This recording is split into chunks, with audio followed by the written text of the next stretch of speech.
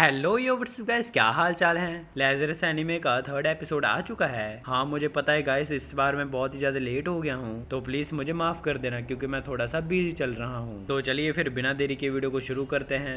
Episode की starting में हमको दिखाया जाता है कि एक लड़की हमको बताती है कि मैं हमेशा से ये सोचती थी, हमेशा हमें अपनी जिंदगी में दुखों को पीछे छोड़कर आगे ही क्यों बढ़ना पड़ता है। आखिरकार ये सब क्यों चलता रहता है। क्या हम हमेशा ही मजे नहीं कर सकते हैं। क्या ये जरूरी है कि हमको इन सारी चीजों को जरूर ही सामना करना होगा। हमेशा ही मेरे मन में यही चलता रहता था और जब मैंने हापना के बारे में सुना था तब भी मेरे दिमाग में ये चीज आई थी, जिसकी वजह से मैंने भी उसका इस्तेमाल किया था। और लोग ये बोलते थे कि इससे हार्ट ब्रेक ठीक हो जाता है और इससे हम दर्द से छुटकारा भी पा सकते हैं। और फिर मैंने सोचा कि ये कितना ही ज्यादा अजीब है। आखिरकार टूटे हुए दिल में दर्द कैसे हो सकता है। अगर मुझे किसी ने धोखा दे दिया तो मैं क्या करूंगी। यही बातें मेरे दिमाग में आती रहती थी। हाँ पर लेकिन ये बात तो है कि सारी दुनिया को ही धोखा मिला है।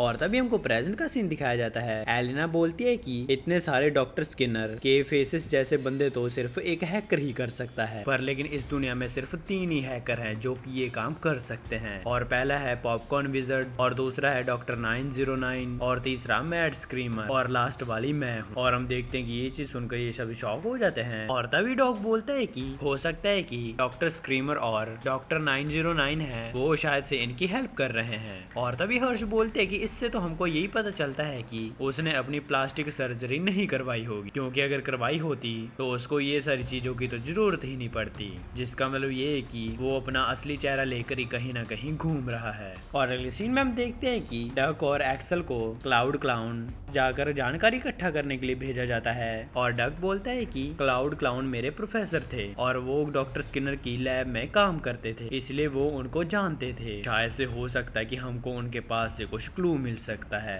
और तभी सीन शिफ्ट होता है, हमको डॉक्टर स्किनर के हाउस का सीन दिखाया जाता है। हम देखते हैं कि लीलैंड और क्रिस साफ सफाई कर्मचारी बनकर आए होते हैं, पर लेकिन हम देखते हैं कि पुलिस वाले उनको अंदर जाने के लिए मना कर देते हैं। और तभी लीलैंड बोलता है कि चलो ठीक है, अगर तुम हमको अंदर नहीं जाने दे रहे हो, हमारे पैसे हमको दे दो जो कि हमारी फीस है। और हम देखते हैं कि लीलैंड उसको कैलकुलेटर में कैलकुलेट करके बताता है कि देखो हम यहाँ पर आए हैं तो हमारी कैंसिलेशन फीस मिलाकर इतना कुछ बन रहा है जो कि तुमको देनी पड़ेगी। और हम देखते हैं कि ये चीज देखकर वो पुलिस वाले शॉक हो जाते हैं। और तभी सीन शूट हो रहा, हमको स्टैनफोर्ड हॉस्पिटल का सीन दिखाया जाता है। हम देखते हैं कि उस हॉस्पिटल में तो बहुत ही सारे पेशेंट्स होते हैं और हम देखते हैं कि एक्सेल वेट कर रहा होता है डक की। और तभी डक उसको बताता है कि लोग तो बोल रहे हैं कि वो यहाँ से रिटायर हो चुका है, जिसकी वजह से हमको उनके बारे में कुछ भी नहीं पता है। और वो बोल रहे हैं कि हमें तो सिर्फ इतना ही पता है कि उनकी हालत बहुत ही ज्यादा खराब हो गई है, जिसकी वजह से वो सड़क पर आ गए हैं। और तभी सीन शूट होता है और क्रिश बोलती है कि तुमने आखिरकार ये कैसे कर लिया। और लीलैंड बोलता है कि ये तो बहुत ही आसान सी बात है, चलो तुम बताओ कि तुम इन चीजों से पहले क्या करती थी। और क्रिश बोलती कि मैं इससे पहले सीक्रेट एजेंट हुआ करती थी। और तभी सीन शूट होता है, हम देखते हैं कि वो एक जगह पर आ जाते हैं और वहाँ पर हम देखते हैं कि गरीब लोग झोपड़ियों में रह रहे होते हैं। और तभी डक बोलता है कि कहाँ पर है तुम्हारा बंदा वो। और एक्सेल बोलता है कि उसका नाम जेरी है, मैं उसको प्रिजन में मिला था, मैंने अब सुना है कि वो अब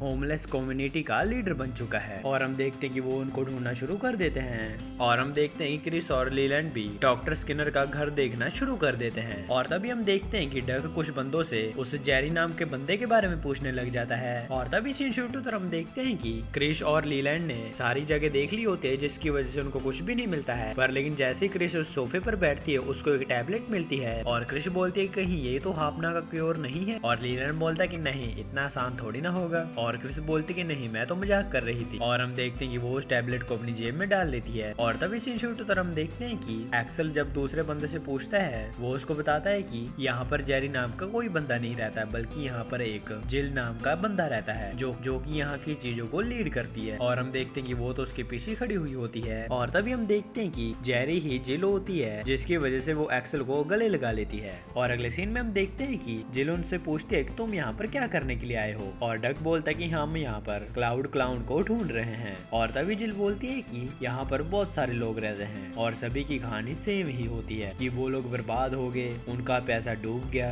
और जैसे उनको पता चला कि दुनिया खत्म होने वाली है तो ये चीज सुनकर उनको काफी ज्यादा खुशी हुई थी। हाँ पर लेकिन वो किसी को बोलते तो नहीं है ये चीज, पर लेकिन वो अपने मन में ये तो सोचते ही होंगे, तो इसलिए किसी के पास्ट को तो ऐसे जानने की कोई जरूरत नहीं है। और तभी डक बोलता है कि जब मैं एक एकेडमिक रिसर्चर था तब मुझे एक बंदे ने बोला था कि कोई एक ऐसे ब्लैक बंदा आइंस्टाइन बन जाएगा। जब मेरे साथ कोई भी नहीं था तब मेरे साथ क्लाउड क्लाउन ही खड़े हुए थे, जिसकी वजह से मैं उनको थैंक यू बोलना चाहता हूँ। और हम देखते कि वो उसको फोटो दिखाता है और अगले सीन में हम देखते ही क्लाउड क्लाउन चेस खेल रहा होता है कुछ बंदों के साथ और डक उसको लीड करके जितवा देता है। और तभी हम देखते कि एक्सेल के पास एक बंदा आता है जो कि उसको बास्केटबॉल खेलने के लिए चैलेंज करता है। और अगले सीन में हम देखते हैं कि डक क्लाउड को बोलता है कि क्या तुम्हारा कोई डॉक्टर स्किनर से कोई कांटेक्ट है। और क्लाउड बोलता है कि मैंने उसको काफी साल पहले देखा था। डॉक्टर स्किनर एक बहुत ही बढ़िया साइंटिस्ट था जिसकी की लोग बहुत ही ज्यादा इज्जत करते थे, पर लेकिन वो अपनी रिसर्च में इतना ज्यादा अंधा हो गया था कि आसपास के लोगों ने उससे बात करना ही छोड़ दी, जिससे कि लोगों को भी बहुत ही ज्यादा तकलीफ होती थी, जिसकी वजह से मैंने भी उसके साथ अपनी दोस्ती तोड़ दी। और फिर जब मैंने बाद में देखा कि वो तो बहुत ही ज्यादा फेमस हो गया है और उसके पास बहुत ही ज्यादा पैसा आ चुका है, जिससे कि मैं उससे बहुत ज्यादा जेलसी करने लग गया था,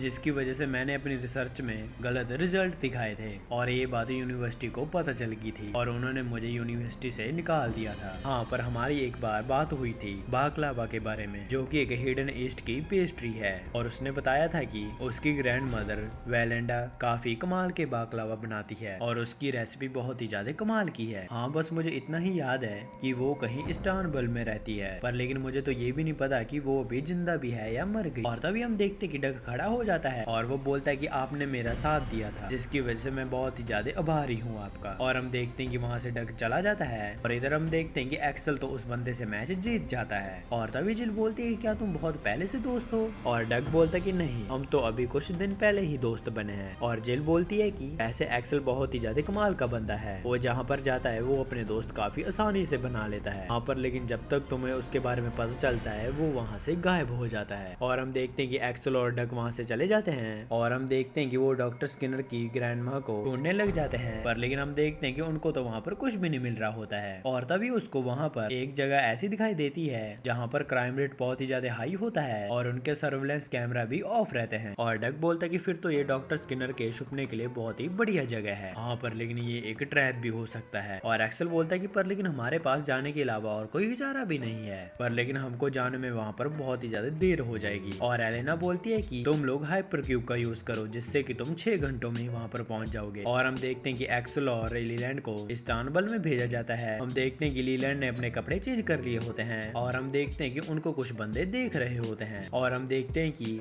एलेना उस हैकर को ढूंढने की कोशिश कर रही होती है। और तभी सीन शूट पर हम देखते हैं कि एक्सेल और लीलैंड को कुछ गुंडे घेर लेते हैं और हम देखते हैं कि एक्सेल और लीलैंड भागना शुरू कर देते हैं। हम देखते हैं कि एक्सेल तो उन बंदों को बहुत ही बुरी तरीके से मार रहा होता है और तभी वो लोग भागकर आकर एक बस के ऊपर चढ़ जाते हैं और वो लोग थोड़ी आगे आकर एक छत पर छाल मार देते हैं। और तभी हम देखते हैं कि लीलैंड तो छत तोड़कर नीचे गिर जाता है और जब एक्सेल पीछे देखता है वो देखता है कि लीलैंड तो वहाँ पर होता ही नहीं है। और तभी हम देखते हैं कि कुछ गुंडे आकर लीलैंड को पकड़ लेते हैं और वो उसके हाथ से ब्रेसलेट उतारने की कोशिश कर रहे होते हैं और हम देखते हैं कि वो उसके हाथ को काटने के लिए तैयार हो जाते हैं। और तभी सीन शूट होता हम देखते हैं कि एक्सेल तो दो बंदों को हरा देता है और तभी लीलैंड डर के मारे ये बोल देता है कि हमें माफ कर दो, हम तो सिर्फ यहाँ पर ब्लेंडा से मिलने के लिए आए हैं, बाकलावा खाने के लिए। और हम देखते हैं कि वो सभी रुक जाते हैं और तभी सीन शूट होता हम देखते हैं कि क्रिस और डक उनकी चिंता कर रहे होते हैं क्योंकि उनके ट्रैकर से हिल नहीं रहे होते हैं। और अगले सीन में हम देखते हैं कि वो गुंडे उन दोनों को वेलेंडा के घर पर लेकर आ जाते हैं और हम देखते हैं कि ब्लेंडा उन गुंडों को कुछ खाने के लिए दे देती है जिससे कि वो लोग खुश हो जाते हैं और वो बोलते कि तुम लोग टूरिस्ट हो ना, मुझे मिलने के लिए आए हो। और अगले सीन में हम देखते हैं कि वो लोग बाकलावा खाना शुरू कर देते हैं जो कि मीठा होता है और हम देखते हैं कि उनको बहुत ही ज्यादा पसंद आता है। और तभी बेलेंडा बोलती है कि तुम लोग कौन हो वैसे,